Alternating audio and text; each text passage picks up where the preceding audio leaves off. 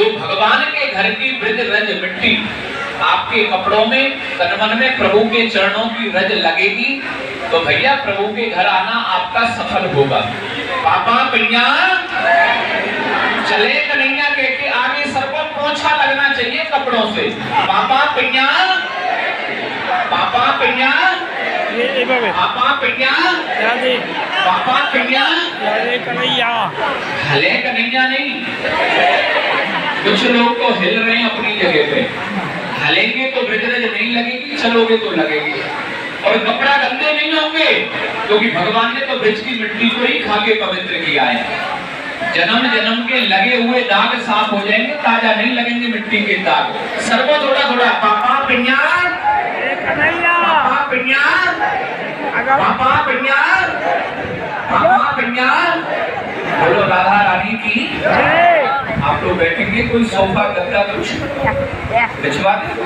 अरे बैठ जा यार, या खा के पान मसाले बैठ जाते या पीछे ले लिया कि स्वाद है तैयारी में बैठ जा। एक बार हाथ ऊपर करिए।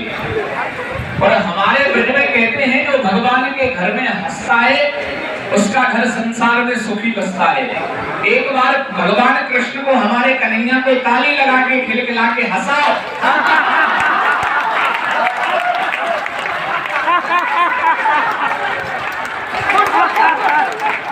बोलो राधे राधे,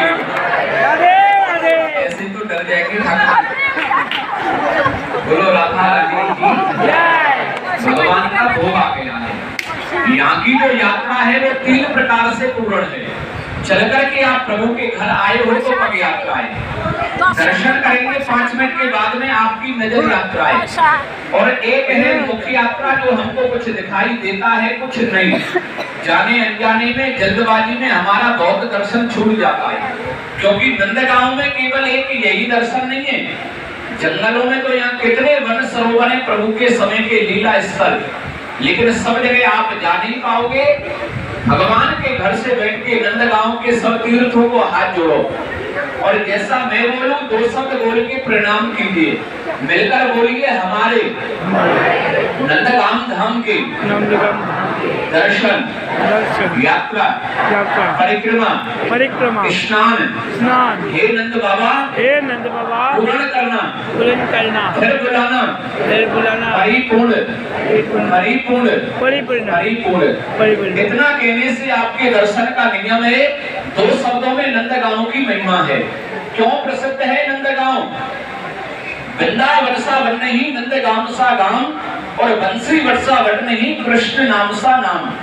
संत कहते हैं वृंदावन जैसा कोई वन नहीं है, नंदगांव जैसा गांव नहीं है, कृष्ण के जैसा दूसरा कोई नाम नहीं है।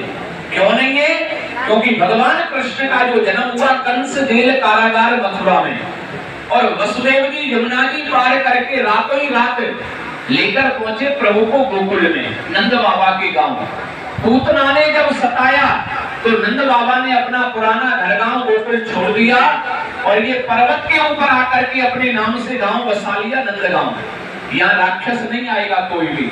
नंद बाबा के गुरु जी का यहाँ श्राप लगा हुआ है।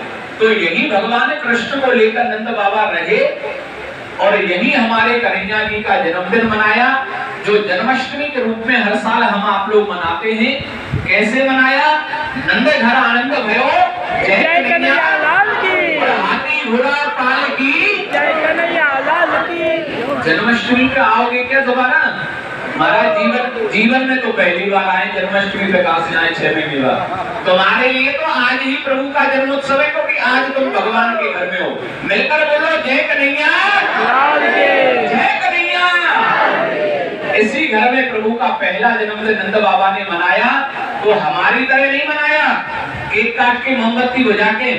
2 लाख गैया दान की नंद बाबा ने ब्रजवासियों के लिए। तो नंदगांव का जो शास्त्रों में नाम है वो है गौलोक धाम।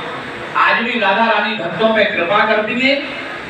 नंदगांव में आकर के भक्त लोग आज भी गैया दान करते हैं, लेकिन सब लोगों की सामर्थ्य नहीं है। और भैया सब लोगों पे राधा रानी की कृपा नहीं है। सामर्थ्य गैया दान करना इसलिए नहीं है क्योंकि ये महंगाई का जमाना है। एक गैया ही कम से कम 50-60 हजार में दान होती है। इस महंगाई के जमाने में कई भक्त तो यात्रा